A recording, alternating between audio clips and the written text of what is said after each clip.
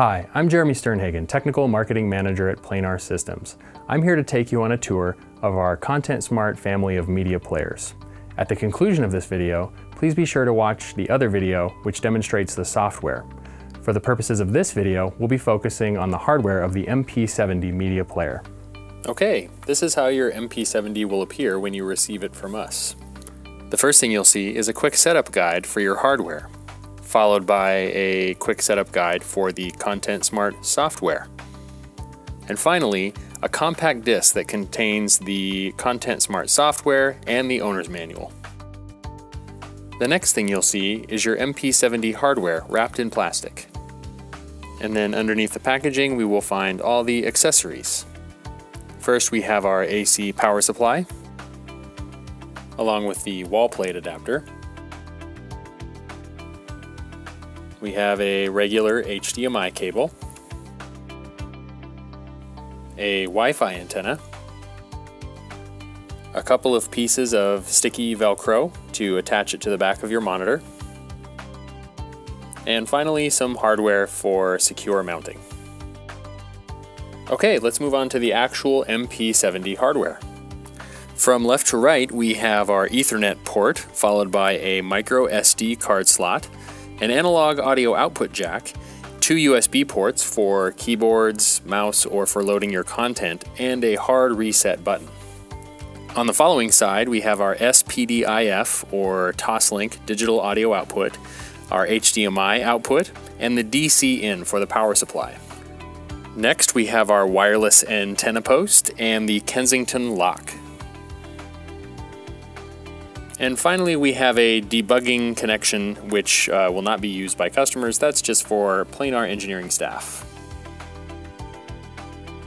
All right, next let's connect up some of our accessories to our ContentSmart Media Player. First, we have our Wi-Fi antenna. This is optional and you only need it if you plan on connecting via Wi-Fi. If you're connecting via Ethernet, you won't need this. Next, we have a USB mouse. This is not included in the accessories, but you will need one if you intend to change some of the settings in the on-screen display. Next, we have an HDMI cable, which will connect to our signage display. And finally, we have our AC power adapter. As soon as I plug this in, it will fire up. There is no on or off switch. So as soon as you plug this in, the ContentSmart Media Player will be active. Okay, now I've got my ContentSmart Media Player connected to my display. As soon as I plug in the media player, you will see the bouncing ball appear on your signage display, which indicates that the MP70 is booting up.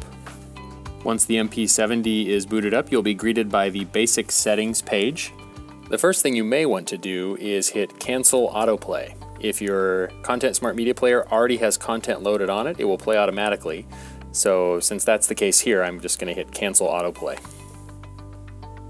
If you plan on publishing content over a network, you can enter the Ethernet menu and make sure that you are connected to your local area network.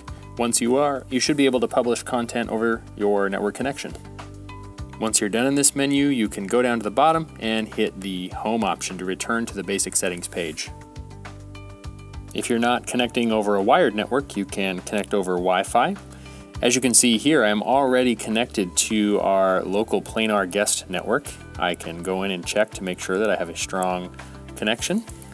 Now that I've verified that, I can go back to the bottom, hit Home, and return to the basic settings page. All right, let's dive into the advanced menu. Once you are in here, you're going to see a lot of different options. Many of them you really won't have to adjust at all. They're just static information telling you some news about your player. There's some redundant options that you saw that take you back to options such as the Ethernet page. If you're unsure of any options, just be sure to review the owner's manual for more detail. One handy feature I want to point out to you is the failsafe option. This feature is so that if there is a problem with your content on your player, or if someone deletes the content, the player will automatically be redirected to a specified URL so that you can be sure there will always be content playing on your media player. Another handy feature is Easy Play. This allows you to play content directly from the USB stick rather than importing it into the internal memory. So you just simply turn this feature on, and now you are able to play from something external rather than something internal.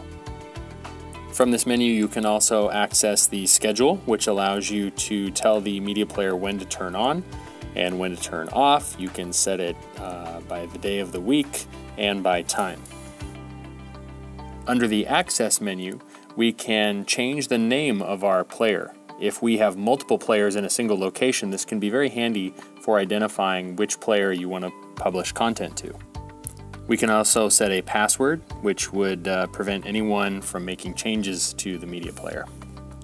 Under the System option, you will find Firmware Update and also Expansion Storage. This allows you to replace the player's internal storage with the storage offered by a micro SD card. When you use this feature, you will be disabling the internal storage and fully replacing it with the external storage. As you can see, there are many other options in this menu. However, for instructions on how to use them, I recommend that you refer to the owner's manual. That concludes this video on the hardware operation. Now I recommend that you watch the other video in this series for the Planar ContentSmart Software.